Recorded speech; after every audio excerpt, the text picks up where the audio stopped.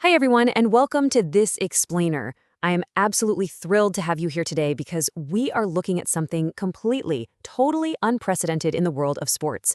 Back in December 2024, FIFA confirmed the layout for the 2030 World Cup, and honestly, it left a lot of people scratching their heads. We're talking about an event of staggering, frankly confusing scale, a tournament that starts on one continent and ends on entirely different ones. So today, we're going to unpack exactly what's happening, how the sprawling travel map is actually going to work, and the massive debate it's already sparked. Okay, let's dive into this because this is the central mystery we are solving today.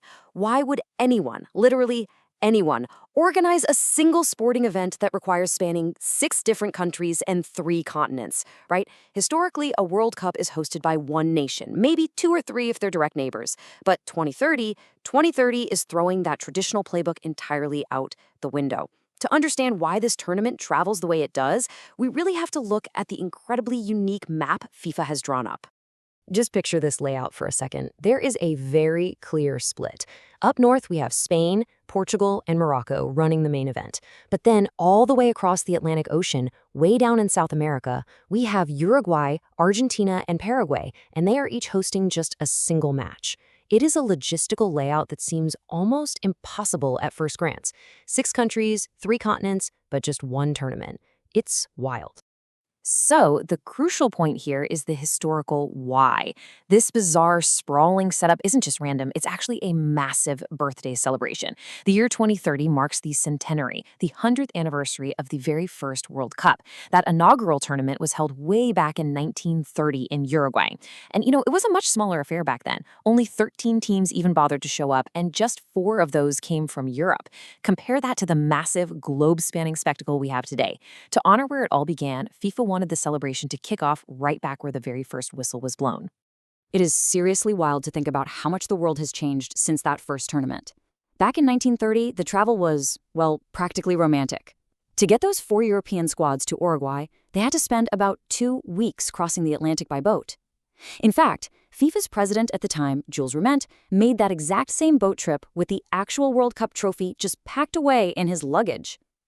Contrast that slow, casual, 2-week ocean voyage with the frantic, highly coordinated transatlantic flight logistics required for modern teams in 2030, it's night and day.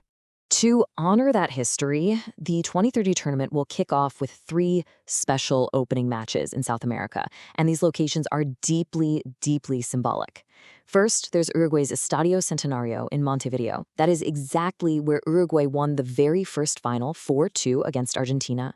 Second, we have a match at Argentina's Estadio Monumental in Buenos Aires, recognizing them as the first ever finalists. And finally, a match in Asunción, Paraguay, because that city is the home to CONMEBOL, South America's soccer confederation.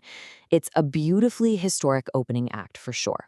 But then, after those 3 ceremonial matches, the entire tournament practically packs its bags and moves across the ocean. The remaining 101 matches will be played in Spain, Portugal, and Morocco. And this move is incredibly significant in its own right. Why? Because this makes 2030 the first World Cup ever held in North Africa, and the first to take place anywhere on African soil since South Africa hosted way back in 2010. Now, what's really interesting about this slide is the careful calendar math required to make an oceanal crossing schedule actually function. It's staggering. I mean, how do you run one tournament across 3 continents? Very, very carefully. The centenary ceremony and those 3 South American matches happen on June 8th and 9th. Then, the main opening ceremonies in the European and African host countries follow a few days later on June 13th and 14th. Finally, the whole shebang wraps up with the final on July 21st. That specific timeline brings us to a massive number, 44. That represents the total number of days this tournament will last. To put that into perspective, that is 5 days longer than the 2026 World Cup.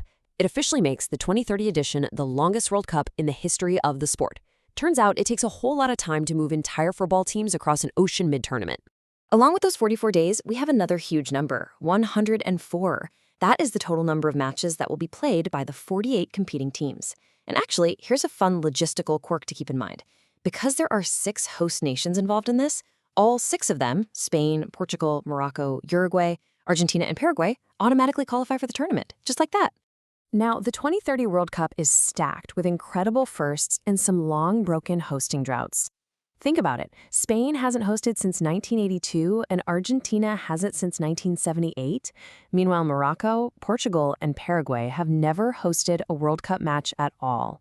But perhaps the most staggering venue statistic of all is 115,000. Right now, Morocco is building the Hassan II Stadium near Casablanca with a planned capacity of 115,000 fans. If they completed it as planned, that would make it the biggest stadium featured at any World Cup ever.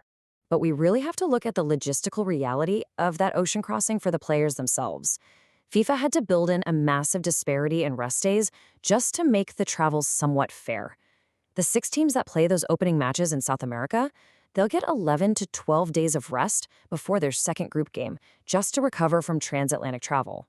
Meanwhile, their opponents, who are just waiting for them in Europe and Africa, will only get 5 to 6 days to recover between games.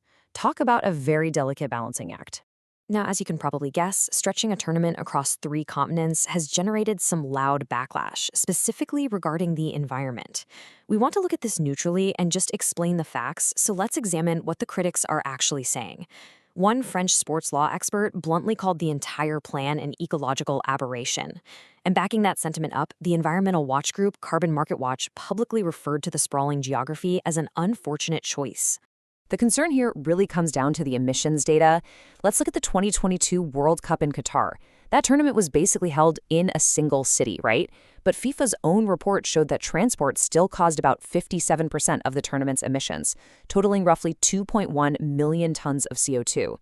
Now, a group of British scientists has already projected that the larger 2026 edition in North America will leap to around 9 million tons. Looking at those numbers, critics are deeply afraid that the massive multi-continent travel map of 2030 is going to push those emissions even higher. So, how do the two sides of this debate actually stack up? Well, FIFA defends the layout by pointing out that aside from those 3 South American games, the other 101 matches are situated in neighboring countries: Spain, Portugal, and Morocco. They share short distances and really solid transport links. FIFA has also pledged to cut its emissions in half by 2030. On the other side, critics are, well, skeptical. They point out a 2023 Swiss regulator ruling that found FIFA couldn't actually prove its carbon-neutral claims for Qatar. Critics also bring up that during the 2022 tournament, the BBC tracked a private jet linked to FIFA's president, Gianni Infantino, which produced an estimated 516 tons of CO2 in just the group stage alone. So those are the two sides of the coin.